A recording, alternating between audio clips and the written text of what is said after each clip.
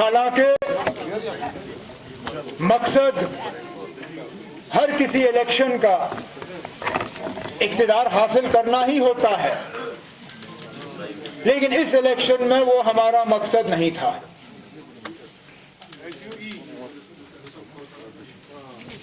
Peoples alliance की पैदाइश निहायत ही मुश्किल हालात में हुई और हम में से कोई भूल नहीं सकता कि पिछले साल यही दिन हम लोग कहां बिखरे हुए थे। मैं किसी एक गेस्ट हाउस में, मेरे कई सारे साथी यहां बैठे हुए, एमएलए हॉस्टल में,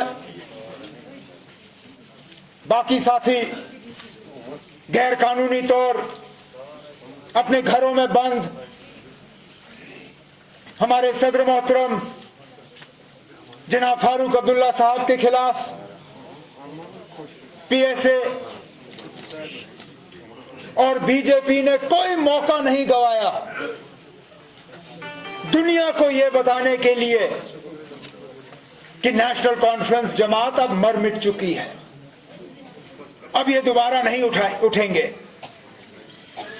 बीच बीच में ये अपने दोस्त अखबार वालों को भेजते थे हमारे दफ्तर में यहां फोटो खींचने के लिए कि देखो जी, नेशनल कॉन्फ्रेंस के दफ्तर में तो आपको कुत्ता भी नजर नहीं आएगा, वर्कर तो दूर की बात। अरे भाई, जब आपने हमारे किसी वर्कर को बाहर नहीं छोड़ा तो फिर दिखेगा कौन? लेकिन हमने उस वक्त भी कहा कि नेशनल कॉन्फ्रेंस वो जमात है, नेशनल कॉन्फ्रेंस के वर्कर वो वर्कर हैं जिन्होंने हर साजिश का मुकाबला किया, जिन्होंने हर तूफान का मुकाबला किया,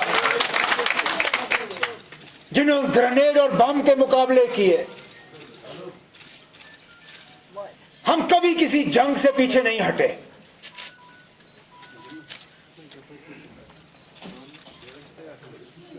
हमारा मानना था कि अगर हमारा मिशन सही होगा, अगर हमारा ईमान सही रहा, अगर हमारी नजर अल्लाह ताला पर रही, तो अल्लाह ताला खुद हमें रास्ता दिखाएगा दोबारा जिंदा होने के लिए।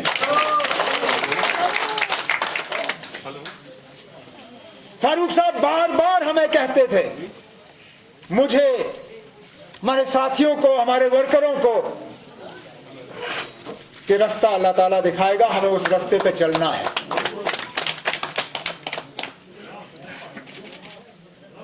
ये कल के इलेक्शन की कामयाबी, ये ना फारूक साहब की कामयाबी है, ना मेरी कामयाबी है, ना सागर साहब या नासिर या किसी और लीडर की कामयाबी है। ये इलेक्शन अगर कामयाबी है तो नेशनल कॉन्फ्रेंस के अदना से अदने वर्कर की कामयाबी है, क्योंकि हम नहीं निकले वोट मांगने। ये पहला इलेक्शन होगा इस रियासत में जहां नेशनल कॉन्फ्रेंस ने कैंपेन ही नहीं किया। हमने लोकल लेवल पे वर्करों को कहा, आप जाओ, वोटरों को समझाओ कि हम क्या हासिल करना चाहते हैं इस रियासत के लिए। हमने कोई मंशूर नहीं तैयार किया, हमने कोई पोस्टर नहीं बनाए, हमने रेडियो पे कोई इश्तिहार नहीं चलाए, हमने श्रीनगर के पार्क में बड़े बड़े जलसे नहीं रखे। हमने कहा, अगर हमारा मिशन सही है,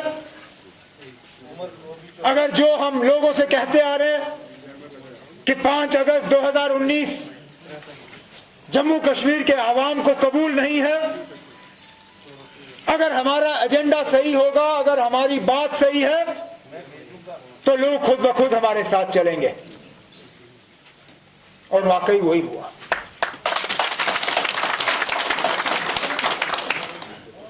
मैं जानता हूं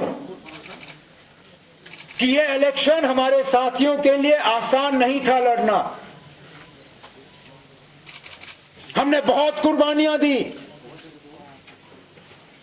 एक जमात की हैसियत इस अलायंस में इलेक्शन लड़ने के लिए। मुझे मालूम है कितने हमारे लीडरों को जहर का कतरा पीना पड़ा अलायंस के लिए सीट छोड़ने में।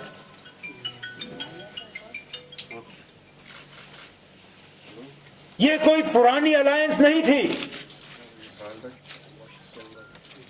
ये कोई नेशनल कॉन्फ्रेंस और कांग्रेस का एक रिश्ता नहीं था जहां हम कहते हमने माजी में भी इलेक्शन लड़े हैं।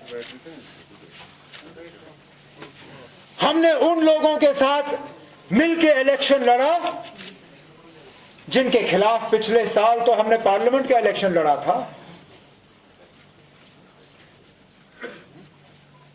कोई भूल सकता है कि पिछले साल मार्च अप्रैल में हम सारी पार्टियां एक दूसरे के खिलाफ पापड़ तोड़ हमले कर रहे थे,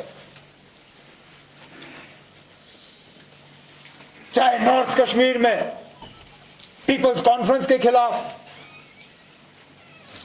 फारूक साहब को या मसूदी साहब को कामयाब करना। हालात ऐसे बने और इस रियासत के लोगों के साथ इतनी बड़ी साजिश रचाई गई तो हमारा फर्ज बना कि हम अपने उन दूरियों को एक तरफ रख के एक ही स्टेज पे आए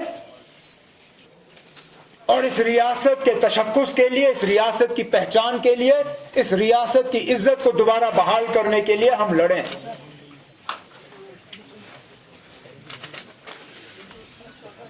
मेरा पीपल्स अलायंस में कोई ओहदा नहीं है।